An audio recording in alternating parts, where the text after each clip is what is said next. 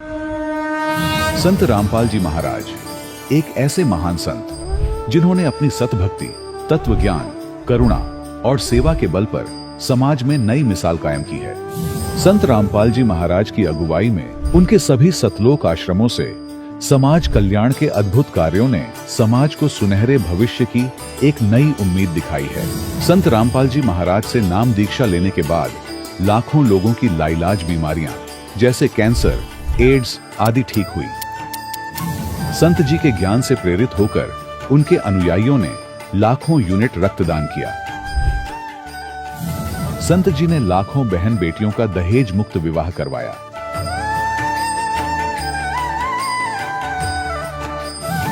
संत जी ने लाखों लोगों का नशा छुड़वाया, करोड़ों उजड़े परिवार बसे। संत जी के आश्रमों में समागम के दौरान निःशुल्क नेत्र चिकित्सा, दंत चिकित्सा प्रदान की जाती है।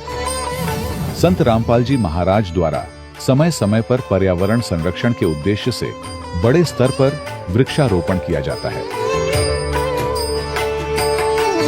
संत जी ने जरूरतमंदों को तत्काल राहत पहुंचाने के लिए एम्बुलेंस सेवा शुरू की। संत जी अपने अनुयायियों को देहदान के लिए प्रेरित करते हैं, जिससे मानवता की सेवा और चिकित्सा क्षेत्र में सुधार हो सके। संत रामपाल जी महाराज के सभी आश्रमों में हर रोज निःशुल्क भंडारा आयोजित किया जाता है, जहां हर वर्ग, हर जाति और हर धर्म के लोग एक साथ बैठकर भोजन करते हैं।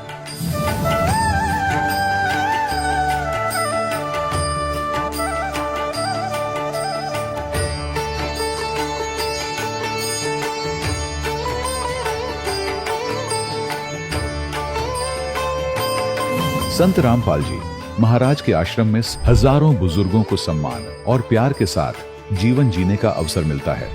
उनके खाने, रहने और स्वास्थ्य की पूरी जिम्मेदारी संत रामपाल जी महाराज उठाते हैं।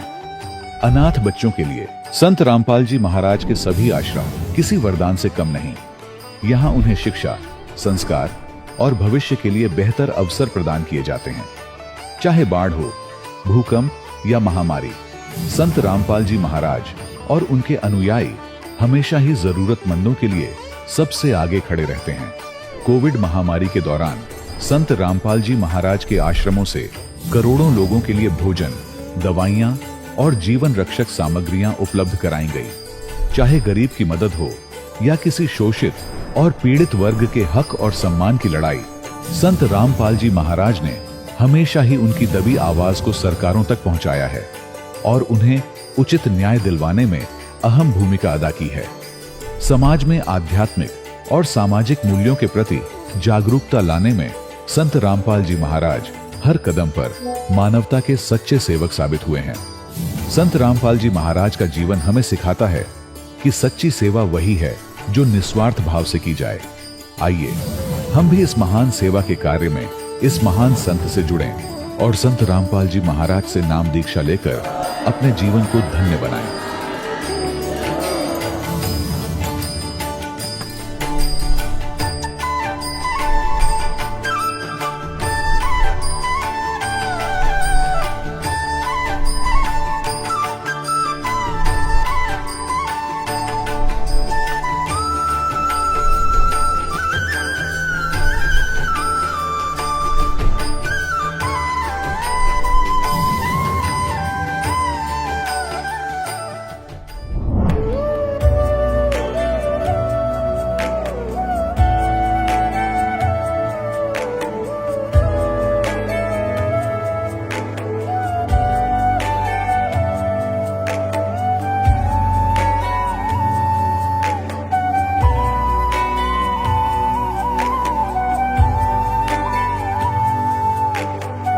प्रभु राम देव भगवान अल्लाह खुदा ईश आदि नाम एक ही शक्ति के हैं।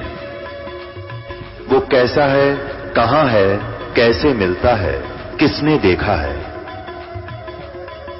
ये प्रश्नवाचक चिन्ह पूर्ण रूप से हटाने के लिए अवश्य सुनिए जगत गुरु तत्वदर्शी संत रामपाल जी महाराज के अमृत वचन। सर्व पवित्र धर्मों के पवित्र शास्त्रों के आधार पर। दर्शकों, आज के समय में प्रेत बाधा एक गंभीर समस्या बन चुकी है जिससे अनगिनत लोग जूझ रहे हैं। ऐसी ही एक कहानी है बरेली के रहने वाले दीनदयाल जी की, जो बचपन से ही राधा स्वामी पंथ से जुड़े हुए थे। अपनी प्रेत बाधा से मुक्ति पाने के लिए इन्होंने कई पंथों की शरण ली, पर इनको कोई समाधान नहीं मिला। आखिरकार ऐसा क्या हुआ जो दीनदयाल जी की सारी समस्याएं समाप्त हो गईं? आखिर क्यों दीनदयाल जी ने राधा स्वामी व अन्य पंथों को छोड़कर संत रामपाल जी महाराज से दीक्षा ली?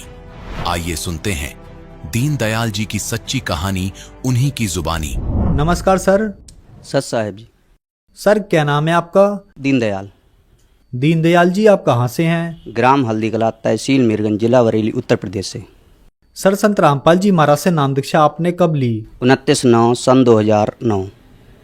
संत रामपाल जी महाराज की शरण में आने से पहले आप क्या भक्ति साधनाएं करते थे? हम जन्म से ही राधा स्वामी पंथ के स्वामी दिव्यानंद जी महाराज हैं, जिनका आश्रम संडीला हरदोई है, वहाँ से जन्म से ही जुड़े हुए थे। उसके बाद में हमारी शादी होती है सन 2001 में। तो हमारे ससुराल वाले जो भी थे वो जय गुरुदेव से जुड़े हुए थे। तो ससुराल वाले कहने लगे कि आप इधर भक्ति ना करके जय गुरुदेव से नाम दीक्षा लेके और भक्ति करें, ताकि आप पे जो भूत प्रेत की बाधा है ये सब दूर हो जाएगी। दिव्यानंद जी के शरण में रहते रहते हमारे को एक भूत प्रेत बाधा जो थी वो दुखी करने लगी थी। तो अब उसको लेकर के हम जय गुरुदेव की शरण में गए। वहाँ पर बताया कि आपको जो नशा है वो सब त्यागना होगा। नशा बहुत करते थे। तो हमने ससुराल वालों से कहा ठीक है, अगर जय गुरुदेव मना कर देंगे कि भाई नशा नहीं करना तो नहीं करेंगे। उस दिन सत्संग में गए, जाके पंडाल में बैठे तो वहाँ पर जय गुरुदेव ने सत्संग यहीं से स्टार्ट किया कि मैं नशा को मना नहीं करता। भारत देश किसानों का देश है। यहाँ पर किसान खेत में मेहनत करते करते आराम पाने के लिए बीड़ी का सहारा लेता है और बैठ जाता है। तो मैं मना नहीं करता कि बीड़ी मत पियो, हुक्का मत पियो। हाँ, ऐसा नशा ना करो जिससे कि अपने आप को भूल जाओ या सामने वाले को भूल जाओ। सासू माँ से कहा कि माताजी, गुरुजी तो मना कर नहीं रहे, फिर मैं क्यों छोड़ूं? बोली अब आप जानो और गुरुजी जाने। कोई नहीं, मैं नशा करता रहा। जो भी बीड़ी, सिगरेट, पान, तम्बाकू और अंडा भी खा लेता था, दारू, और साथ में सुल्फा भी बहुत पीता था। तो ये सब नशा बराबर चलता रहा था और वो भूत भी नहीं भागा, बराबर लगे रहे। इसमें जब भी कोई भी बाधा आती तो ससुराल वाले या सगा संबंधी जो भी थे वो कहते कि भाई तू भक्ति नहीं करता, संत की शरण में फिर भी तेरे को ये सारी समस्याओं का सामना करना पड़ रहा है। तो हाँ, एक बार ये विचार आते मन में कि भाई संत जो अभी अब बात आई, तो संत तो कहीं अंत हैं, ये तो खाली बंत है। हालांकि ये मैं फॉरवर्ड बतौर कहता था कि संत तो कहीं अंत है। फिर हम जय गुरुदेव में जाते जाते भोले बाबा हैं पटियाली वाले, उनकी शरण में यहाँ पर बहेड़ी में 8 दिन का सत्संग था। वहाँ पर भी हम गए और जाके 8 दिन बराबर सत्संग सुना, लेकिन उनके वचन से कोई संतुष्टि ना मिली। फिर निरंकारी हरदेव सिंह जी महाराज, उनके यहाँ पर गए, वहाँ से भी उनके सत्संग सुने, कोई संतुष्टि ना मिली। फिर सतपाल जी हैं, उनके यहाँ पर गए, सत्संग सुना, संतुष्टि ना मिली और लगे वहीं पर रहे जय गुरुदेव के यहाँ पर। लेकिन भूत जो प्रेत बाधा थी वो हमारी बरकरार रही, वो भी वहाँ पर नहीं हट पाई। इनसे कोई लाभ नहीं हुआ, हानि जरूर होती रही। हानि तो इतनी होती रही कि इनकी शरण में रहते रहते भी मेरे पे प्रेत बाधा रहने लगी। ऊपर से हमारी मम्मी जो थी उन्होंने दवा खा ली, वो एक्सपायर हो गई। अन्य आर्थिक स्थिति इतनी कमज़ोर हो गई कि समय से सब्जियां भी नहीं मिल पा रही थीं। तो लाभ तो कुछ ना, हानि ज़्यादा हुई। संत रामपाल जी महाराज की शरण में आने का क्या कारण बना? मेन कारण था प्रेत बाधा। हमारे पे एक भूत आता था, उसको लेकर हम ज़्यादा दुखी थे। मेरे को फ़ोन किया और बताया कि दीनदयाल, आपके जो प्रेत बाधा है वो संत रामपाल जी महाराज की शरण में जाने से बाधा दूर हो सकती है। तो क्यों ना हम संत रामपाल जी महाराज की शरण में चलें। हम आश्रम पहुंचे। संत रामपाल जी महाराज के आश्रम बरवाला में, टोना रोड पे आश्रम था। तो अब बीड़ी की लत, जो नशा हम करते थे, तो उससे हम छोड़ नहीं पा रहे थे। और बीड़ी की लत ऐसी समझ लो कि जैसे हम घर में ऐसे पैदा हुए जैसे गेहूं में कंडुआ। घर में कोई नशा नहीं करता था, लेकिन हम नशा सभी करने लगे थे और साथ में लेके गए, पापा साथ में थे। तो जैसे ही हम आश्रम के गेट पर पहुँचे तो ये तो जानते थे कि आश्रम के अंदर कोई भी धूम्रपान, कोई भी नशा निषेध है, लेकिन फिर भी हम चतुराई दिखा करके बैग में कपड़ों की तह में अंदर ले गए। और वहाँ पर भक्तों ने जब झाड़ा लिया तो कपड़े हिलाकर देखे तो उसमें निकल पड़ी, बीड़ी भी निकल पड़ी, माचिस भी निकल पड़ी। तो उन्होंने कहा बाहर फेंक के आओ। हमने वो बहुत ही क्या से बबूल की जड़ से रख दिया, उसके ऊपर घास डाल दी ताकि जब भी हम निकलेंगे आश्रम से और तुरंत बीड़ी पिएंगे। उस समय हम गए, वहाँ पर देखा, अंदर जाके नज़ारा ही कुछ अलग था। भक्तों से मिले, जो भी भगत मिले बहुत प्यार उनके अंदर दिखाई दिया और फिर नाम दीक्षा ली। सर, संत रामपाल जी महाराज से नाम दीक्षा लेने के बाद आपको क्या लाभ हुए? संत रामपाल जी महाराज से नाम उपदेश लेने के बाद में जब हम घर लौटते हैं तो प्रेत बाधा तो हमारी पहले ही ख़त्म हो चुकी थी। नाम लेते ही घर आते हैं तो करीब 1 महीना हुआ था कि भक्तमती हमारी जो पत्नी है उन्होंने नाम नहीं लिया था और अचानक उनके कान में दर्द हुआ और दर्द होने पर बेहोश हो गई। उन्हें लेके हॉस्पिटल गए। हॉस्पिटल में बताया कि इनके कान के पर्दे जा चुके हैं, मैल बहुत आ रहा था। तो उसने दर्द का इंजेक्शन लगाया। इंजेक्शन लगाते ही उसको आवाज़ आनी बंद हो गई। आवाज़ आनी जब बंद हुई तुरंत उससे कहा कि भाई तू दवा दे, जो भी देनी है डॉक्टर से, और हम कहीं दूसरी जगह इलाज करा लेंगे। वहाँ से ले आए, दूसरे हॉस्पिटल में लेके गए तो पता लगा कि इसके कान के पर्दे गल चुके हैं और इसका ऑपरेशन होगा, कान के पर्दे पड़ेंगे और 90,000 रुपये खर्चा भी बताया। लेकिन हम इतना पैसा नहीं जुटा पा रहे थे ताकि हम 90,000 रुपये खर्च करके ऑपरेशन कराएं। वहाँ पर जो आसपास के भगत थे उनसे प्रार्थना की कि भगत जी ऐसे ऐसे परेशानी आ गई है, हमें क्या करना चाहिए। तो एक भगत ने बताया कि भगत जी आप सीधे आश्रम चले जाओ और वहाँ से जाके गुरु जी से ही प्रार्थना करो, वही कुछ कर सकेंगे। तो वही समझ में ही आया और सीधे हम आश्रम चले गए। आश्रम जाके गुरु जी से प्रार्थना की संत रामपाल जी महाराज से कि मालिक इसके कान खराब हो चुके हैं और 90,000 रुपये डॉक्टरों ने खर्चा बताया है और इतने पैसे हमारे पास हैं नहीं, कहाँ से इतना जुटा पाएंगे। गुरु जी बोले कोई नहीं, इसे नाम दीक्षा दिलाओ और मर्यादा में रह के भक्ति करो, सब ठीक हो जाएगा। विश्वास था नहीं कि इतना विश्वास करें ताकि ठीक हो जाएंगे, क्योंकि पता था कि संत तो कहते ही रहते हैं कि ठीक हो जाएंगे, ठीक हो जाएंगे। पिछले समय से देख रहे थे हम संतों की बात, तो विश्वास नहीं हुआ। मन में विचार आया क्यों ना हम जब तक ये कान ठीक ना हो जाते तब तक यहीं पर रहें। ये निर्णय लेके और हम वहीं पर टिक गए।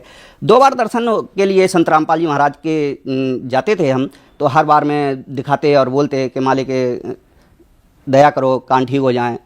मालिक की रजा हुई कि बिन दबा के पहले दिन ही सबसे पहले कान का मैल कम हुआ। दूसरे दिन दर्शन के लिए गए तो पता लगा कि कान का मैल आना ही बंद हो गया। करते करते इसी तरह 8 दिन लगातार हम आश्रम में रहे, सेवा की और मालिक से प्रार्थना की कि 8 दिन में बिन दबा के भी वो कान आज तक ठीक हैं, सुनाई भी बराबर आती है, मैल भी नहीं आता, बिल्कुल ठीक है, वो स्वस्थ है। संत रामपाल जी महाराज की शरण में जाने से ये मेरी पत्नी को लाभ हुआ। उसके बाद में मेरा बेटा एक छोटा उस समय था 1 साल का, मेरे घर से करीबन 50 फीट दूरी पे रोड है। तो 1 साल का लड़का लड़खड़ाता हुआ रोड की तरफ निकल जाता है। बाइक से आ रहे 2 सवार वो टकरा जाते हैं उस लड़के से। दोनों की अच्छी टक्कर हुई, लेकिन लड़के के कहीं खरोच नहीं आई। सामने जो मार्केट थी, मार्केट में बैठे सभी लोग देखने लगे कि ये दीनदयाल का लड़का और ये मर गया आज, क्योंकि जरा सा बच्चा, 1 साल का बच्चा, और ये बचेगा नहीं। अब डॉक्टर भी थे वहाँ पर मार्केट में, वो दौड़ के आए और उसे उठाने लगे। जैसे ही उसे उठाने लगे तो लड़का डर की वजह से वो डर गया और डर की वजह से वो घर की तरफ दौड़ पड़ा। घर पहुंच गया जैसे ही भागते भागते, और उनको उठा के फिर उनकी मल्लम पट्टी की गई। 2 जो मोटरसाइकिल पे थे उनकी मल्लम पट्टी की गई। काफ़ी समय तक उन्हें होश नहीं आया था। तो इस तरह से संत रामपाल जी महाराज ने मेरे बच्चे को जीवन दान दिया। और फिर एक बार मैं अपनी ससुराल अपनी पत्नी को लेकर के जा रहा था साइकिल से, तो सामने ही खड़ी कर दी साइड में कच्चे पे आके साइकिल, और सोचा कोई ना कोई चीज़ ले लें बच्चों के लिए। तो अब वो बच्चों के लिए चीज़ लेने के लिए खड़े हुए थे कि मैं साइकिल पे ही खड़ा था, पत्नी मेरी उतर चुकी थी, और जैसे ही देखता हूँ सामने के एक मोटरसाइकिल सवार मेरे तरफ को चला रहा सीधे। वो मोटरसाइकिल वाला आ रहा है, मैं पत्नी से बोल रहा हूँ कि भाई ये मरेगा, मेरे को भी मारेगा। आते आते वो मेरे से टकराया। टकराने पर ये पता ना लगा कि वो टकराया किससे। मेरी साइकिल ज्यों की त्यों खड़ी रही। मटकाट में एक स्प्रिंग लगा लेते हैं उसे रोकने के लिए, तो वो निकल के वास्तव में दूर गया और वो बहुत बुरे ढंग से बिखर गए। मोटरसाइकिल और दो सवार जो बैठे थे वो दोनों बिखर गए और मेरा कुछ नहीं बढ़ा। इस समय भी मालिक ने, संत रामपाल जी महाराज ने मेरे को एक्सीडेंट से बचाया। इसी प्रकार एक बार हम अपने भतीजे के ससुराल जा रहे थे, दो लोग पीछे बैठे थे। रास्ते में हमारी 80-90 की स्पीड पर मोटरसाइकिल चल रही थी और सामने ट्रक था। ट्रक के पीछे ही हम चल रहे थे, साइड में कोई और रास्ता था नहीं। सामने ट्रक के कुछ और सवारी आती है, उसने हाई ब्रेक लगाए कि हम लगा नहीं पाए। तब तक पता लगा कि हमारी गाड़ी ठुकी जा रही थी उस ट्रक में। हमने एक खंती थी कोई 3 फीट गहरी, उसमें डाल दी। आंखें मिच गई, बंद हो गई हमारी आंखें। हम कुछ सोच समझ नहीं पाए कि पता लगा कि जब हमारी आंख खुली तो रोड, ट्रक के अगले रोड पर अपनी मोटरसाइकिल पाई। दाता ने, संत रामपाल जी महाराज ने उस बार भी हमें जीवन दान दिया तीनों को, और हम तीनों को मौत के मुंह से बचाया। तो ऐसे तो मालिक चमत्कार हर समय हर पल कोई ना कोई करते ही रहते हैं अपने भक्तों के साथ में। मालिक की महिमा कहाँ तक गाऊं, कितने चमत्कार आपको गिनाऊं, मैं कोई शब्द भी नहीं है मालिक की महिमा गाने के लिए। प्रेत बाधा जो जन्म लिया मैंने दिव्यानंद से और होशियार हुआ, तब से ही प्रेत बाधा मेरे को परेशान करने लगी थी, और सन 2009 तक वो प्रेत बाधा बहुत ही दुखी कर रही थी। संत रामपाल जी महाराज की शरण में आते ही वो प्रेत बाधा छूमंतर हो गई, जैसे थी ही नहीं। आज तक सोचता हूँ कि वो आत्मा आज कहाँ है जो इतनी दुखी करती थी। कि शादी हुई मेरी और मैं जब वहाँ पर पहुँचा तो आते ही उसने दबोच लिया मुझे, और इतने बुरे ढंग से दबोच लिया कि मैं पसीना पसीना हो गया। उसे हटाने के लिए पूरी ताकत लगाता रहा। मेरी पत्नी भी घबरा कर भाग गई घर में से कि पता नहीं इन पे क्या है कि इतने पसीना पसीना हो रहे हैं। मेरे पापा से भी उन्होंने बोला कि देखो तो जाके। पापा आए, उन्होंने कुछ भक्ति कर रखी थी, उसके माध्यम से सिद्धि थी। उन्होंने पानी उनी पड़ के दिया और वो भगाने की कोशिश की, लेकिन वो आज तक, जब तक संत रामपाल जी महाराज जी से नाम उपदेश नहीं लिया, तब तक वो प्रेत बाधा मेरे को बरकरार परेशान करती रही। और संत रामपाल जी महाराज से नाम उपदेश लेते ही वो गायब हो गई। नशा भी करते थे और नशा भी जबरदस्त करते थे। बीड़ी, सिगरेट, दारू, सबसे ज़्यादा सुल्फा पीते थे, और कोशिश भी करते थे कि इसे छोड़ दें। क्योंकि कोशिश क्यों करते थे, सारे रिश्तेदारों में या परिवार में कोई भी ऐसा बंदा नहीं था जो किसी नशे का सेवन करता हो। नशा हम करने लगे, परिवार में कोई नशा नहीं करता था। कोशिश भी करते थे कि हम इस नशे को छोड़ दें, लेकिन चाहते हुए भी हम नशा को नहीं छोड़ पा रहे थे। संत रामपाल जी महाराज की शरण में आते ही कोशिश आश्रम में जाने के बाद भी हमने की कि बाहर निकलेंगे और तुरंत नशा करेंगे, लेकिन भगत जो लगे थे, सेवादार जो गेट पर लगे थे, उन्होंने पहले ही परख लिया। मालिक दया करते हैं कि उन्होंने पहले ही फर्क लिया, और जब भी हम निकलने की कोशिश करते आश्रम के बाहर, वो भगत तुरंत वापस कर देते। भगत जी, जो कुछ खाना पीना, लेटरिन बाथरूम, जो कुछ करना है वो अंदर ही करो, बाहर नहीं जाओगे। तो इस तरह से फिर कोशिश तो हम बराबर कर ही रहे थे कि हम नशा छोड़ दें, लेकिन नहीं छोड़ पा रहे थे। 3 दिन आश्रम में ही हम रहे बिन नशा किए। फिर उस दिन से आज दिन तक संत रामपाल जी महाराज की रजा है कि बीड़ी या किसी भी नशा को यूज करना तो दूर रहा, कि अगर कोई पास में करता भी है नशा तो बदबू आती है। तो मालिक की बहुत बड़ी रजा है कि हम नशा से भी मुक्ति पाए और प्रेत बाधा से भी मुक्ति पाए। जीवन दान भी मिला, हमको भी मिला, हमारे बच्चों को भी मिला। आर्थिक स्थिति पहले इतनी गंभीर थी कि हम समय से सब्जियां भी नहीं खाते थे। कारण था कि 2 बच्चे हैं, दोनों बच्चों को कोई ना कोई बीमारी हर समय लगी रहती थी। एक को हॉस्पिटल से लेके आया, दूसरा पहुंच गया, दूसरे को लेके आया, पहला पहुंच गया, इस तरह से लगे रहते थे। और फिर जाके गुरुजी से प्रार्थना करी, संत रामपाल जी महाराज से प्रार्थना करी कि मालिक मेरे बच्चे बहुत बीमार रहते हैं और समय से सब्जी भी नहीं मिल पा रही है हम लोगों को। गुरुजी बोले, आशीर्वाद देते हुए बच्चों के सिर पे हाथ रखते हुए गुरुजी ने कहा संत रामपाल जी महाराज ने कि जा बेटा, आज से तेरे बच्चे बीमार न रहेंगे।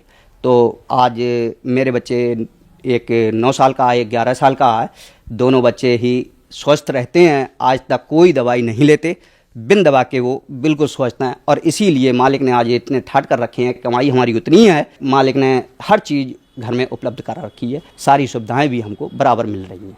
सर, जो श्रद्धालु आज आपको देख रहे हैं, आप उन्हें क्या संदेश देना चाहेंगे? भाई संदेश तो क्या, हम प्रार्थना ही कर सकते हैं भक्त समाज से कि वो संत रामपाल जी महाराज की शरण में आएँ और आर्थिक मानसिक सभी समस्याओं से समाधान पाएँ और मुक्ति का मार्ग भी पाएँ। संत रामपाल जी महाराज की शरण में कैसे आ सकते हैं? बहुत आसान तरीका है। आज के समय में संत रामपाल जी महाराज ने दया कर रखी है कि हर जिला में सेंटर खोल रखे हैं। टीवी के माध्यम से आप नंबर जो आते हैं टीवी पर, उन पर संपर्क करें, अपने नज़दीक के सेंटर की जानकारी मिलेगी आपको और वहाँ पर जाकर नाम उपदेश ले सकते हैं। धन्यवाद सर। सच साहेब जी। दर्शकों, अभी आपने सुने संत रामपाल जी महाराज से दीक्षा प्राप्त करके सुखी हुए भक्त के अनुभव। अब देखिए जगत गुरु तत्वदर्शी संत रामपाल जी महाराज के मंगल प्रवचन। तो पुण्यात्माओं, हमने सब कर्मों से परिचित होना है। एक समय एक गुरु शिष्य चले जा रहे थे, एक मछियारा मछली पकड़ रहा था और उनको पकड़ पकड़ के जाल भर भर के बाहर डाल रहा था। वो तड़प तड़प के मर रही थी।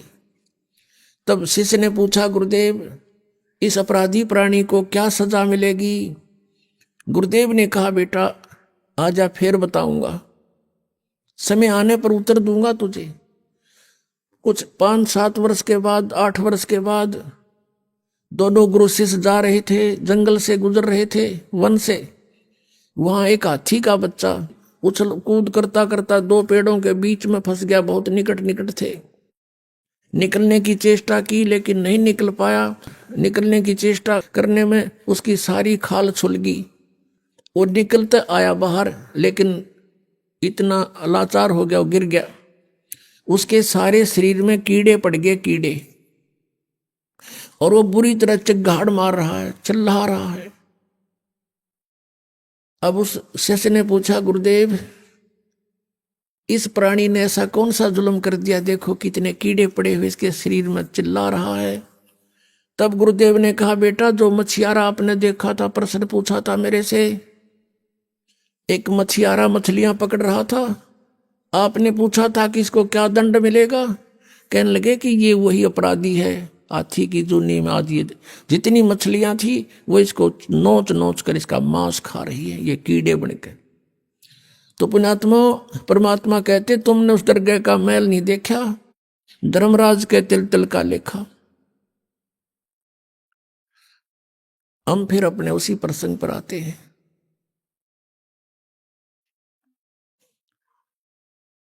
अब नीरू और नीमा अपना जुल्हे का कार्य करते थे, उनका संतान नहीं थी। अब परमात्मा जब सारी सृष्टि रच सकता है, क्या संतान नहीं दे सकते? उन्होंने उचित नहीं समझा। तो उन्होंने उचित इसलिए नहीं समझा कि इनको संतान दूंगा तो फिर नए सिरे इनका फिर वो काम शुरू हो जाएगा, चक्कर। अब इनके पिछले लेन देन समाप्त हो रहा है और बात लवेला गिरी है। परमात्मा जानकर डॉक्टर थोड़ा गलती कर सकता है? डॉक्टर गलती नहीं कर सकता कि इसमें ऑपरेशन बने बनाए काम ने फिर बिगाड़ दे। तो परमात्मा का उद्देश्य यहाँ से निकालना है, सभी आत्मा उसकी है।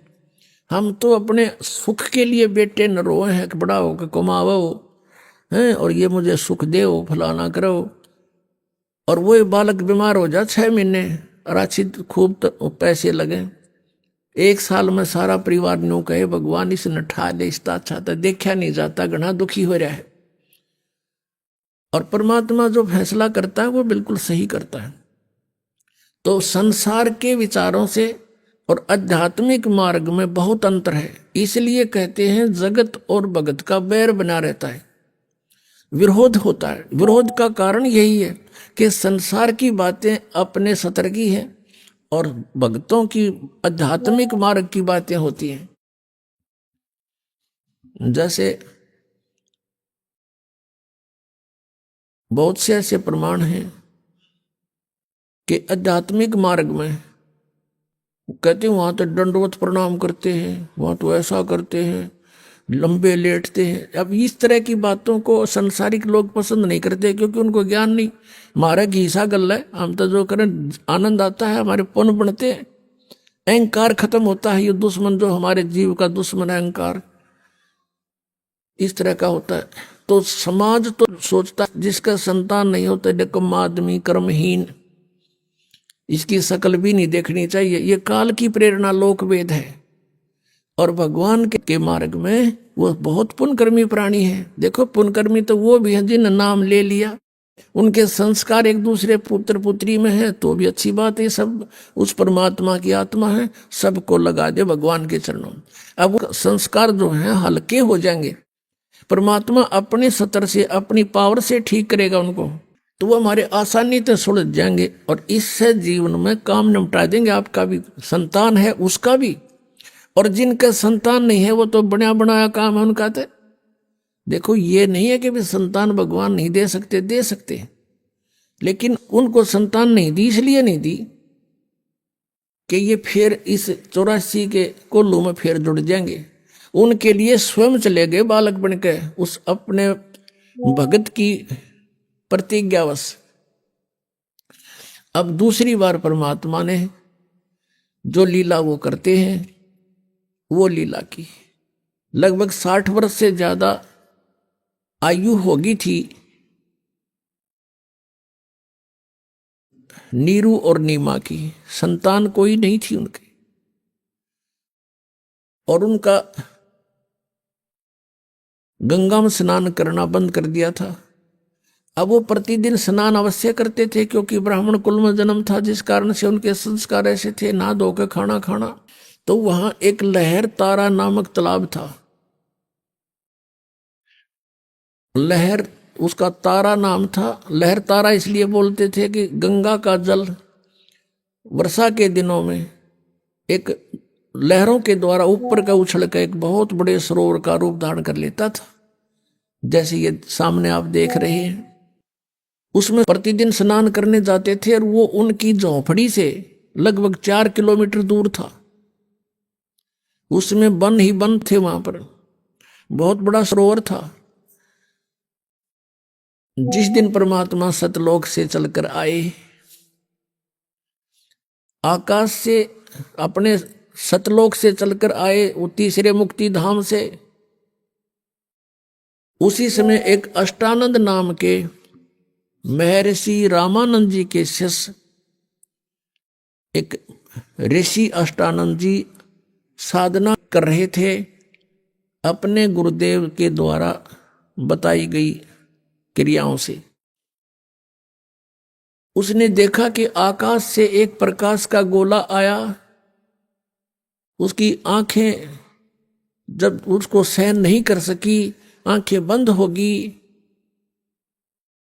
होगी तो अष्टानंद ने क्या देखा कि एक बालक रूप दिखाई दिया। जैसे हम सूर्य की ओर देखते हैं, सूर्य के प्रकाश को हमारी चरम दृष्टि सहन नहीं कर पाती, आंखें इधर उधर कर लेते हैं, बंद कर लेते हैं, तो फिर भी हल्का सा आकार सूर्य का हमें दिखाई देता है। ऐसे ही जब उसने आंखें बंद की तो क्या देखा कि एक शिशु रूप बालक दिखाई दिया। फिर दोबारा आंखें खोली तो क्या देखा, एक उस सरोवर के एक कोने में वो प्रकाश सिमट गया। सूर्य उदय से पहले का समय था। सूर्य उदय होने से 1.5 घंटा पूर्व को ब्रह्म मुहूर्त बोलते हैं। वहां परमात्मा ने एक कमल के फूल पर आकर के वो विराजमान हुए, और अष्टानंद जी ने सोचा ये क्या हुआ, लेकिन उन्होंने बालक रूप वहां कमल के फूल पर नहीं दिखाई दिया क्योंकि अंधेरा था। परमात्मा ने शिशु रूप धारण किया। अब अष्टानंद जी वहां से उठकर चले गए। अपने गुरु पंडित रामानंद जी से कहा कि गुरुदेव, आज मैंने ऐसी ऐसी एक प्रकाश देखा आकाश से, क्योंकि ये भगवान का प्रकाश प्रकाश मानते हैं। हे प्रभु, ये मेरी कोई भक्ति की उपलब्धि है या कोई मेरी भ्रमणा है, मेरा कोई भ्रम है?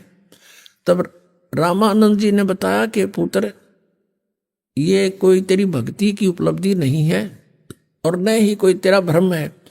ऊपर के लोकों से जब देव आते हैं जिनका पुनर्जन्म होना होता है, वो आते हैं और किसी माँ के गर्भ में प्रवेश करेंगे, वहां से उनका जन्म होगा, या कोई लीला करने आते हैं, तब ऐसी परिस्थितियां होती हैं। अब जैसा उस गुरु ने ज्ञान था, अपने शिष्य की संतुष्टि कर दी। उधर से नीरू नीमा स्नान करने के लिए उसी दिन चल रहे हैं। अब नीमा रास्ते में रो रही है और अपने भगवान शंकर से प्रार्थना कर रही है। भले ही वो मुसलमान बन गए थे, लेकिन भगवान शंकर को नहीं भूल पा रहे थे। वैसे तो पुण्यात्माओं, ये जो मोहम्मद जी थे, हजरत मोहम्मद, ये शिवलोक से आए थे। एक बहुत अच्छी आत्मा थी, गण थे उनके, पिछले संस्कार अच्छे थे, उनके कारण ये वहाँ जन्म हुआ। उनमें शक्ति भक्ति थी और जिस कारण से एक अलग से भक्ति विधि उन्होंने चलाई। अब क्या बताते हैं कि वही मोहम्मद, वही महादेव, वही आदम, वो ब्रह्मा, गरीबदास दूसरा कौन है? देखा अपने घर में, वही मोहम्मद, वही महादेव, क्योंकि महादेव के ही ये पुजारी थे। और वही आदम, वही ब्रह्मा। आदम जी जो है, बाबा आदम, ये ब्रह्मा जी के अवतार थे, उनके लोक से आए हुए थे। और दास गरीब दूसरा कोई नहीं देखा अपने घर में, यानी यहाँ अपने कमलों के अंदर। आप देखो, तुम्हारी अगर भक्ति ठीक हो जा, आप देख, आपको पता लग जाएगा कि उस लोक में, जब आप ब्रह्मा के लोक में जाओगे तो सारी हिस्ट्री लिखी होगी आपके सामने कि आदम रूप में कौन प्राणी गया था यहाँ से। फिर वो क्या होते हैं कि वहाँ से भक्ति युक्त आते हैं, नीचे आकर उनके संस्कार कमजोर हो जाते हैं, आशीर्वाद दे दे गए। फिर वो पितर रूप धारण कर लेते हैं, पितर लोक में जन्म होता है उनका जा करके। हजरत मोहम्मद जी को जब जबराइल नाम के एक देवता ऊपर लेकर गए थे, फरिश्ता, तो वहां देखा था कि बाबा आदम स्वर्ग के अंदर रो रहा है। एक तरफ देखता है तो रोता है, दूसरी तरफ देखता है तो हंसता है। तब हजरत मोहम्मद के पूछने पर जबरील ने बताया कि ये बाबा आदम है और ये रो इसलिए रहा है कि इसकी नकम्मी संतान जो थी वो गलत काम करते थे, आज नरक में पड़े हुए, उनको देखता है तो रोता है। अच्छी संतान इसकी थी, वो स्वर्ग के अंदर है, स्वर्ग की तरफ देखता है तब ये हंसता है। अब वो बाबा आदम वहां भी दुखी। तो कहने का भाव ये है कि ये सभी हमारे संस्कार मिले जुले हैं, हम कोई अलग कोई नारे हम नहीं हैं, लेकिन इस काल ने हमें कई भागों में बांट दिया। अब इनको फिर धीरे धीरे एक होना है।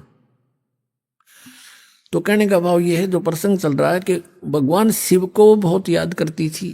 अब नीमा रो रही है, अंदर से पुकार रही है कि हे भगवान, हे शिव जी महाराज, अपनी दासी को भी एक लाल दे दो, मेरा भी समाज में सिर हो जा, समाज के अंदर मुझे भी जीने का राह मिल जावे। हमें तो देखते ही लोग ये कहते हैं ये तो मनहूस आ गए हैं, इनकी तो शक्ल भी ना देखो। ऐसा कहकर बुरी तरह रो रही है। नीरू ने कहा, नीमा, यदि हमारे भाग्य में होता तो भगवान दे देते, अल्लाह दे देते हमें, लेकिन हमारे भाग्य में नहीं है। और तू ना रोया कर बार बार, तेरी आंखें फूट जाएंगी, बुढ़ापे का सहारा है नहीं, आंखें से तुझे दिखना बंद हो जाएगा, तो ज्यादा दुखी हो जाएगी, बार बार मत रोया कर। ऐसे कहते बतलाते वो उस स्थान पर पहुंच गए जहां प्रतिदिन स्नानार्थ जाया करते थे। जून का महीना, ज्येष्ठ सुदी पूर्णमासी, सन 1398, संवत 1455, ये गर्मियों के दिन उत्तर प्रदेश काशी बनारस की बात है। अब पहले नीमा ने स्नान कर लिया, उस तालाब में स्नान करके वो बाहर आ गई। वो जो उधर से नीरू स्नान करने के लिए प्रवेश कर गया, उसी घाट पर कच्चा सा स्थान था। नीमा जो कपड़ा बांध कर नहाई थी, उसको धोने के लिए, कपड़े चेंज करके उसको धोने के लिए पुनः गई वो सरोवर के किनारे। उस समय तक कुछ रोशनी सी हो गई थी। सुबह ब्रह्म मुहूर्त की बातें हैं। इतने धीरे धीरे वहां सुबह थोड़ी किरणें सी, थोड़ी रोशनी सी हो गई थी, जैसे सुबह सुबह कुछ ऐसा दिखने लग जाता है। तो नीमा ने क्या देखा कि कमल के फूल के ऊपर एक पैर हिल रहा है। उसने सोचा कोई सर्प ना हो और मेरे पति को डस ना ले। उसने गौर से देखा, बहुत ध्यान से देखा। क्या देखा कि बालक एक पैर को तो ऐसे हिला रहा है, ऐसे ही हिला रहा, पैर मार रहा है। उसने देखा है तो बालक है, और कमल के फूल पर। अपने पति से कहा, जो वहीं थोड़ी सी दूरी पर स्नान कर रहा था, कि देखना जी, देखियो कमल के फूल पर बालक है, बच्चा है, इसको उठाइयो, डूबेगा। अब नीरू स्नान कर रहा है ऐसे ऐसे करके। उसने सोचा ये तो मेंटल होली। अब इसने जल के अंदर भी बच्चे दिखने लगे और नो कहे भगवान इसने सद्बुद्धि दो। फिर वह फिर जोर से कसक से कहती है, जी सचमुच देखना, देख डूब गया। तो उसने सोचा भाई देखते लूं। जिधर वो संकेत कर रही थी, ध्यान किया तो सचमुच कमल के फूल पर बालक है। उसने तुरंत उठा लिया, उस कमल के फूल समेत उस बालक को उठा के अपनी पत्नी को थमा दिया। अब वो नीमा उसको लेकर परमात्मा को किनारे पर आ गई और नीरू नहाने लग गया। वो स्नान कर ही रहा था। अब नीमा परमात्मा को, वो तो परमेश्वर आए हुए थे, अपने आत्माओं जिस मालिक का नाम लेते हैं, रोम रोम करना जाते हमारे, जिसकी खोज में हम युगों से लगे हुए हैं। और वो परमात्मा उस बहन की गोदी में एक बालक रूप बना के, अब जो आनंद उस माई को महसूस हुआ होगा, जिसके नाम से आनंद होता है, जिसको आसपास वो हमारे हो, तो उसको कितना सुख होगा। अब ये तो वो माई ही व्याख्यान कर सकती है, वही वर्णन कर सकती है, उसके पास भी जुबान नहीं होगी। लेकिन पुत्र मोह, मालिक की कृपा, इतना सुंदर बालक, उसको देख देख कर कभी उसको प्यार करती है, मुंह चूमती है, सीने से लगाती है और शुक्र मनाती है अपने शंकर भगवान का। हे भगवान, आज ही हृदय से पुकार की थी, आज ही भगवान आपने मेरी सुन ली। अब यहाँ बताते हैं कि जगत का पेखना पेख्या, धड़ी का नाम ना लेखा। इन ब्रह्मा विष्णु महेश हर के 9 नंबर बना करते आ तरह खुद भगवान अन्यों के शिव जी ने दे दिया। अब हम ऐसे ही अभी तक भ्रमित रहे। अब थोड़ी देर के बाद स्नान करके वो नीरू बाहर आया। उसने विचार लाया कि पहले तो हम मुसलमान बना दिए, मुसलमानों से हमारा ज़्यादा लिंक नहीं, हिंदू हमसे बात नहीं करते, और कहीं हम इस बालक को घर लेकर जाएंगे तो गांव वाले, नगर वाले कहेंगे कि तुम किसी का चुरा के लाए हो।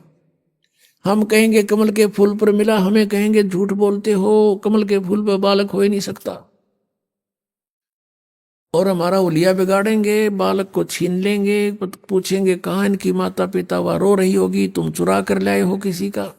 इस तरह की उसने 100 अटकल लाकर अपनी पत्नी से कहा कि भगवान इस बालक ने यहीं रख दे, इसी में अपनी खैर है। लेकिन नीमा कहती है, जी ना जाने इस बालक ने मेरे पर के जादू कर दिया, अब मैं इसके बिना जी नहीं सकती, मर सकती हूं, मैं इसको नहीं छोड़ सकती।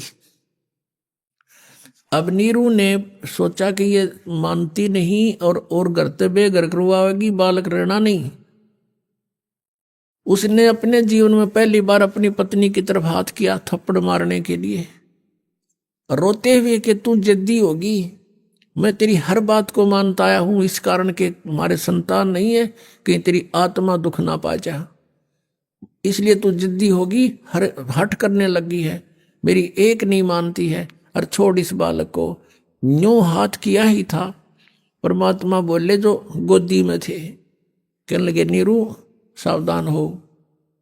अब नीरू रुक गया, डर गया कि देखो भूत है, प्रेत है कि फरिश्ता है। बालक बोल पड़ा और कहा कि मुझे घर ले चलो, तुम्हारा कोई आपत्ति नहीं आएगी, मैं तुम्हारे लिए आया हूं। और नो बालक बोल पड़े, कलजा पाट गया। वो तो चुप हो गया, कत्ती सांस नहीं निकाला और आगे आगे हो लिया अपनी धोती ठाक है। और घर पे आ गए। घर पे आते ही पता चला सबने कि इतना सुंदर बालक है, भगवान कदे देखा ना सुना। सारे नगर की औरतें आदमी देखना हुए, राजा तक भी आए, वहां का जो राजा था दिल्ली का वो भी देखने आया कि इतना सुंदर बालक। ये भूल भाल गए कि कौन हर कितने लाए। नो तो बता दिया कि वहां लहर तारा तालाब में मिला है कमल के फूल पे। फिर परमात्मा की लीला थी, किसी के मन में दूसरी भावना नहीं आने दी। जैसे तुलसीदास जी ने श्री रामचंद्र जी की लीला को लाखों वर्ष के बाद एज इट इज चित्रार्थ कर दिया अपनी लैंग्वेज में, चौपाइयों के माध्यम से, श्लोकों के माध्यम से। और ऐसे ही गरीबदास साहिब जी को परमात्मा मिले थे सन 1727 में, गांव छुड़ानी, जिला झज्जर, हरियाणा के अंदर। और वहां से उनकी आत्मा को सचखंड और ऊपर के सारी व्यवस्था, अपनी शक्ति, अपनी सामर्थ्य, अपने सतलोक में जहाँ वो मालिक रहते हैं तीसरे स्थान पर, वो सबसे परिचित करा के उनको वापस छोड़ा था। और उनका ज्ञान योग खोल दिया था, उनको दिव्य दृष्टि दे दी थी। उस पिछली घटनाओं को गरीबदास साहिब जी ने वहाँ बैठे देख देख कर चलचित्र की तरह देख रहे थे और बोल रहे थे, और लिखने वाला लिख रहा था। उस वाणी को दास आपको सुनाता है। उसके अंदर कितनी प्यारा व्याख्या की है। रामानंद आनंद में काशी नगर मंझारे, देश द्राविड छोड़ कर वो आए पुरी विचार। यानी भारतवर्ष में इस काशी शहर की बहुत महिमा है, बहुत प्राचीन महिमा है। और काशी शहर के ब्राह्मण लोग ऐसे ठग हो गए थे, दुनिया को भ्रमित करते थे, ऊत बूत की पूजाएं बताते थे, तंत्र मंत्र आधारित कर दिया था। महर्षि रामानंद ये ब्राह्मण थे, इन्होंने देखा उस पवित्र नगरी का हाल, तो वहां आकर रहने का विचार किया कि इन लोगों का कुछ उत्थान करूं, उद्धार करूं, इनकी बुद्धि उठाऊं, वेदों और गीता और पुराणों के आधार से इनको साधना बताऊं। तो स्वामी रामानंद जी ने भी बहुत सा सुधार करने की चेष्टा की। 1400 शिष्य बना दिए ऋषि के, तुम वेदों पुराणों का प्रचार करो, जैसा भी उनको ज्ञान था वो ज्ञान दिया। तो रामानंद जी भी वहां आ चुके थे। 84 बंधन कटे किन्नी कल्प कबीरे, भवन चतुर्दश लोक सब ये टूटे जम जंजीरी। अंत कोट ब्रह्मंड में बंदी छोड़ कहाए, सो तो एक कबीर हैं जननी जने नवाए। गरीबदास साहिब कह रहे हैं कि ये कबीर हैं जो मां से जन्म नहीं हुआ था। अनंत कोट ब्रह्मंड में बंदी छोड़ कहाए, अनंत कोट ब्रह्मंड में केवल बंदी छोड़, बंधनों का शत्रु यानी पाप कर्मों के काटने वाला कबीर जी है। और सो तो एक कबीर है जो जननी जने नमाए। शब्द स्वरूप साहेब धनी, शब्द सेंद सब माही, बाहर भीतर रम रहा जहां तहां सब ठाई। अभी आपने सुने संत रामपाल जी महाराज के मंगल प्रवचन। आइए अब सुनते हैं संत रामपाल जी महाराज से नाम दीक्षा लेकर सतभक्ति करके अद्भुत लाभ प्राप्त करने वाले अनुयायी के विचार। नमस्कार सर। नमस्कार सर, क्या नाम है आपका? रामवीर सिंह। रामवीर जी, आप कहाँ से हैं? हम ग्राम रुकनपुर नई बस्ती, पोस्ट व तहसील कलान, जिला शाहजहाँपुर, यूपी से। सर, संत रामपाल जी महाराज की शरण में आप कब आए? 20/6/2014 से। संत रामपाल जी महाराज की शरण में आने से पहले आप क्या भक्ति साधनाएं करते थे?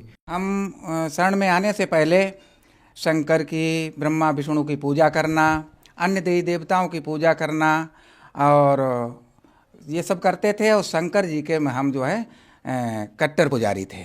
इनकी साधना करने से हमें कभी भी कोई लाभ नहीं हुआ, हानि ही हुई, और किसी भी प्रकार से हमें कोई लाभ नहीं हुआ।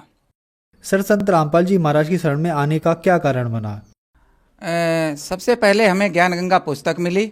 ज्ञान गंगा पुस्तक को हमने पढ़ा और देखा। पहले में सोचा करते थे कि भगवान कौन है। श्लोक था, तुम्हें माता च पिता, तुम्हें बंधु चस्का, तुम्हें विद्या द्रोण, तुम्हें सर्वम देव देव। तो हम ये सोचा करते थे कि ये श्लोक एक परमात्मा के लिए है। वो एक परमात्मा कौन है? ना तो ब्रह्मा हो सकते हैं, ना विष्णु हो सकते हैं, ना शंकर हो सकते हैं, नारद गणेश आदि ये तो परमात्मा हो ही नहीं सकते हैं, क्योंकि इनके पत्नियां हैं।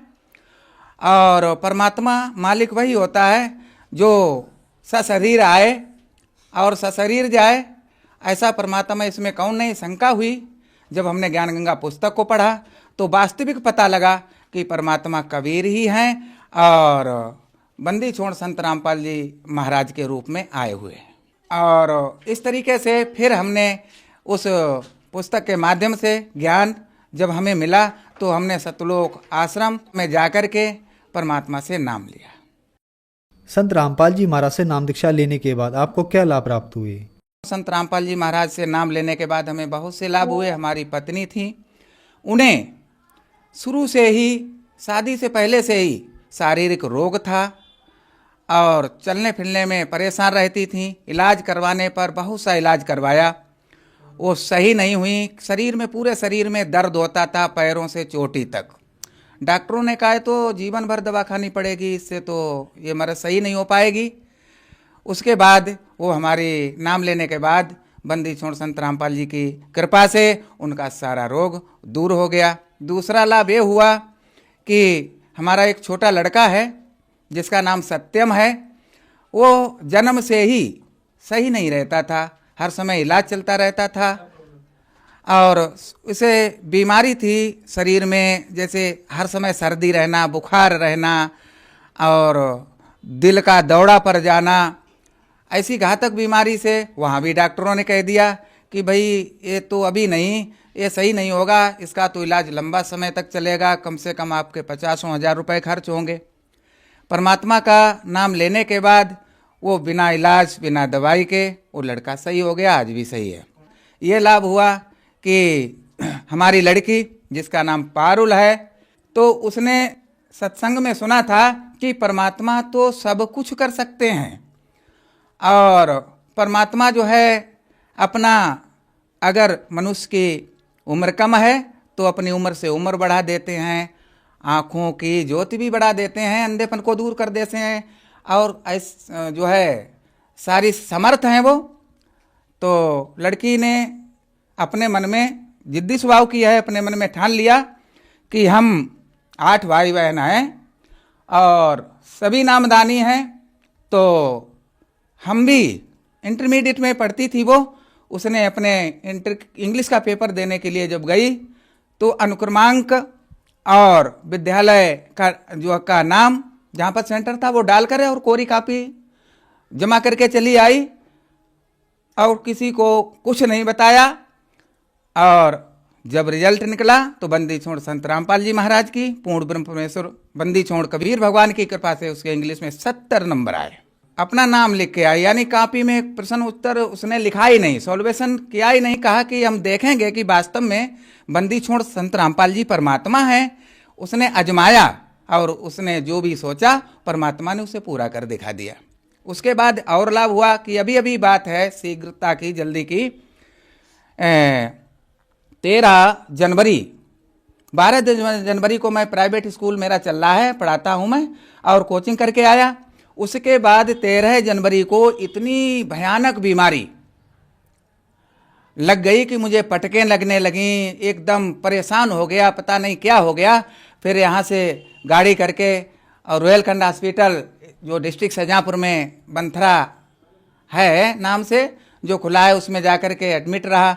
डॉक्टरों ने कहा भैया अब तो जान खतरे में है, इनकी ज़िंदगी नज़दीक है, अब ये नहीं सही हो पाएंगे। रिश्तेदारियों में फ़ोन हो गए, देखना हो देख जाओ, अब ये सही नहीं होंगे। तो इस तरीके से हमने परमात्मा को याद किया।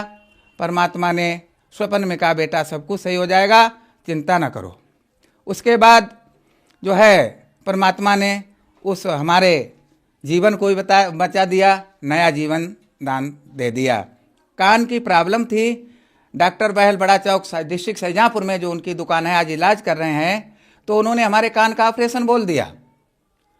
तो हमने कहा, हे बंदी छोड़ गुरु रामपाल जी महाराज, पूर्ण ब्रह्म परमेश्वर बंदी छोड़ कबीर भगवान, क्या ऐसा भी हो सकता है? लेकिन परमात्मा ने धैर्य बंधाया और वो हमारा कान जो था, जो गैस अटैक किया था गला और कान में, वो बिना ऑपरेशन आज हमारा कान जो है सही हो गया है। उसके बाद बहुत से ऐसे हमें परमात्मा के नाम लेने के बाद बहुत सारे लाभ हुए। सबसे पहले था कि मैं मीट मांस भी खाता था, और वो भी हमारा बीड़ी सिगरेट पान पुड़िया तंबाकू आदि और ये मदिरा और ये आज जो भी था वो भी परमात्मा कृपा से जो है बंदी छोड़ कबीर भगवान और गुरु संत रामपाल जी महाराज की कृपा से। संत रामपाल जी महाराज ही पूर्ण परमात्मा है, जो कि बंदी छोड़ कबीर भगवान के रूप में आए हुए हैं विश्व का कल्याण करने के लिए। तो आज गुरु रामपाल जी महाराज की कृपा से हमें सर्व सुख प्रदान है। और भी अनेक लाभ हुए कि हमारा जो है मुकदमा चल रहा था खेती पर, प्रभावशाली लोग, मीट मांस खान वाले दबंग प्रकार के लोग, वो हमारे खेतों को जोतने नहीं देते थे। और गुरु जी का मर्यादा में है, बंदी छोड़ संत रामपाल जी का महाराज का, किसी से लड़ाई नहीं करना है, झगड़ा नहीं करना है, चोरी नहीं करना है, शांति से रहना है, बदले की भावना से बिल्कुल गाली नहीं देना है। तो इस तरीके से हमने कहा, ये परमात्मा आपकी मर्यादा का पालन करते हुए हमारी सारी जमीन को ये जोत रहे हैं। अरदास लगाई बंदी छोड़ संत रामपाल जी महाराज से, और कुछ ही समय में, महीने 2 महीने बीत जाने के बाद उस लेखपाल के द्वारा हमारी जमीन को नापने का आदेश आ गया और पूर्णतः हमारी 50 बीघा जमीन हमारे लिए जो है मिल गई। ये बंदी छोड़ संत रामपाल जी महाराज की ही कृपा है। और उसके बाद हर समय भूत बाधा प्रेत पिचास आदि का अन्य लोग बाहरी प्रभाव से हमारे ऊपर अन्य भगतों से देवी देवता पूजने वालों से करवाते रहते थे, और मैं बहुत बड़े चक्कर में पड़ा रहता था। उन सारी चीज़ों से आज हमें सब छुटकारा मिल गया है। ये कृपा बंदी छोड़ संत रामपाल जी महाराज की है। और बंदी छोड़ संत रामपाल जी महाराज पूर्ण परमात्मा हैं, और इनके शरण में आने से और नाम दीक्षा लेने से सारे कष्ट दुख रोग भयंकर से भयंकर बीमारियों का मात्र नाम लेने से और नियमानुसार भक्ति करने से सभी दूर हो जाते हैं, जो कि आज हमारे सभी कष्टों से हमें छुटकारा मिल गया है। सर, संत रामपाल जी महाराज की शरण में कैसे आ सकते हैं? संत रामपाल जी महाराज की शरण में आने के लिए कोई कठिन काम नहीं है। जैसे बंदी छोड़ संत रामपाल जी का सत्संग चैनल पर जो सत्संग चलता है, टीवी पर पट्टी आती है, उसमें फोन नंबर और नामदान केंद्र आदि सब पूरी जानकारी होती है, और उन्हीं नामदान केंद्र पर जाकर के नाम दीक्षा प्राप्त की जा सकती है। सर, आप टीचिंग लाइन से जुड़े हुए हैं और पढ़े लिखे व्यक्ति हैं। लोगों का कहना है कि संत रामपाल जी महाराज से उनके अनुयायी अंधश्रद्धा के तहत जुड़े हुए हैं, क्या कहना चाहेंगे? हम भक्त समाज को ये संदेश देना चाहेंगे कि सभी भक्त समाज के सभी लोग, जिले के नहीं, यूपी के नहीं, सारे विश्व के, सारे राष्ट्र के लोग जो टीवी चैनल के माध्यम से जो सत्संग सुन रहे हैं इस समय, सभी लोग अपना कल्याण करवाने के लिए बंदी छोड़ संत रामपाल जी महाराज की शरण में आए, नाम दीक्षा लें और अपने भयंकर से भयंकर परेशानियों से दूर हों, ताकि उनका भी कल्याण हो सके। दूसरी बात यह है कि पूर्ण ब्रह्म परमेश्वर बंदी छोड़ कबीर भगवान और संत रामपाल जी महाराज जी का प्रमाणित ज्ञान है। पुराणों में, शास्त्रों में, गीता में, वेदों में, ये सारे के सारे ग्रंथ गवाही देते हैं। और मैंने 2-4 जगह पढ़ाना भी गया मुसलमान में, तो हमने एक कुरान शरीफ 650 रुपये की खरीदी, और एक मुसलमान धर्म के जो हाजी जी जो नमाज पढ़ा करते हैं उनसे हमने कहा कबीर भगवान, उन्होंने नहीं माना तो हमने कुरान शरीफ दिखाया, हमने जो है उन्हें पढ़ाया तो उन्होंने भी मान लिया कबीर भगवान है। ऐसे ही सिक्कों के यहाँ कोचिंग हम पढ़ाने गए, वहाँ गुरु ग्रंथ साहिब में वो नानक जी को कहते हैं यही परमात्मा है। तो उसमें भी गुरु ग्रंथ साहब में भी लिखा है कि कबीर भगवान है। तो सारे धार्मिक ग्रंथ जो हैं पुराणों 18 पुराणों से लेकर और चारों वेदों से लेकर 5वां वेद सूक्ष्म वेद से लेकर और जो है गीता से लेकर सारे वेद गवाही देते हैं, प्रत्यक्ष प्रमाण है, प्रमाणित ज्ञान है और कहीं पर से किसी भी प्रकार का संदेह नहीं है कि और सारे के सारे वेद गवाही देते हैं कि कबीर भगवान है जो कि विश्व का कल्याण करने के लिए इस पृथ्वी पर आए। धन्यवाद सर। सत सर। संत रामपाल जी महाराज एक ऐसे महान संत जिन्होंने अपनी सतभक्ति, तत्व ज्ञान, करुणा और सेवा के बल पर समाज में नई मिसाल कायम की है। संत रामपाल जी महाराज की अगुवाई में उनके सभी सतलोक आश्रमों से समाज कल्याण के अद्भुत कार्यों ने समाज को सुनहरे भविष्य की एक नई उम्मीद दिखाई है। संत रामपाल जी महाराज से नाम दीक्षा लेने के बाद लाखों लोगों की लाइलाज बीमारियां जैसे कैंसर, एड्स आदि ठीक हुई। संत जी के ज्ञान से प्रेरित होकर उनके अनुयायियों ने लाखों यूनिट रक्तदान किया। संत जी ने लाखों बहन बेटियों का दहेज मुक्त विवाह करवाया।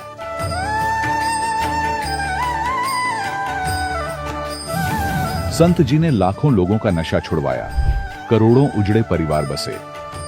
संत जी के आश्रमों में समागम के दौरान निःशुल्क नेत्र चिकित्सा, दंत चिकित्सा प्रदान की जाती है। संत रामपाल जी महाराज द्वारा समय समय पर पर्यावरण संरक्षण के उद्देश्य से बड़े स्तर पर वृक्षारोपण किया जाता है। संत जी ने जरूरतमंदों को तत्काल राहत पहुंचाने के लिए एम्बुलेंस सेवा शुरू की। संत जी अपने अनुयायियों को देहदान के लिए प्रेरित करते हैं, जिससे मानवता की सेवा और चिकित्सा क्षेत्र में सुधार हो सके। संत रामपाल जी महाराज के सभी आश्रमों में हर रोज निःशुल्क भंडारा आयोजित किया जाता है, जहां हर वर्ग, हर जाति और हर धर्म के लोग एक साथ बैठकर भोजन करते हैं।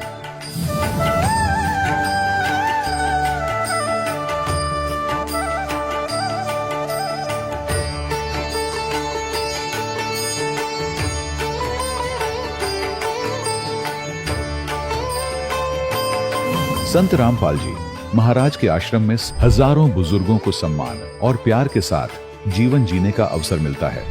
उनके खाने, रहने और स्वास्थ्य की पूरी जिम्मेदारी संत रामपाल जी महाराज उठाते हैं। अनाथ बच्चों के लिए संत रामपाल जी महाराज के सभी आश्रम किसी वरदान से कम नहीं।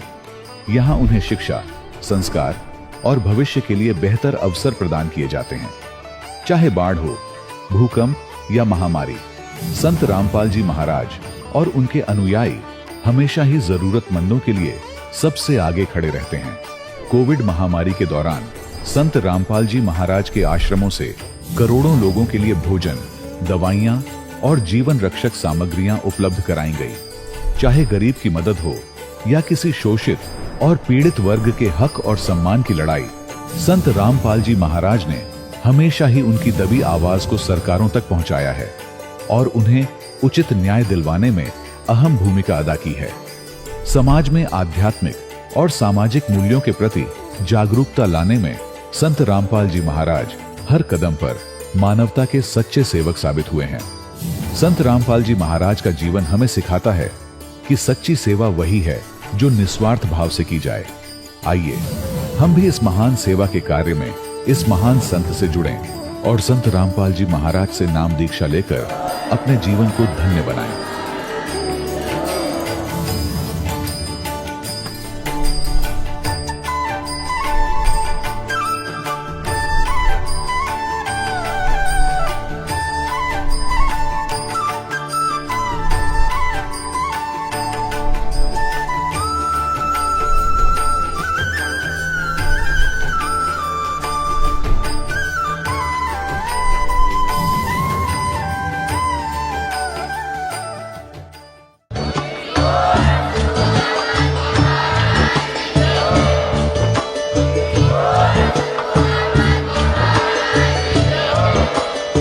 सुन रहे थे जगत गुरु तत्वदर्शी संत रामपाल जी महाराज जी के मंगल प्रवचन। अधिक जानकारी के लिए विजिट कीजिए हमारी वेबसाइट www.jagatgururampalji.org। संत रामपाल जी महाराज जी के शुभ आशीर्वाद से पूरे विश्व भर में 500 से भी ज्यादा नाम दीक्षा केंद्र हैं, जिन पर संत रामपाल जी महाराज जी द्वारा ऑनलाइन निशुल्क नाम दीक्षा दी जा रही है। अपने नजदीकी नाम दीक्षा केंद्र का पता करने के लिए संपर्क करें 8222880541।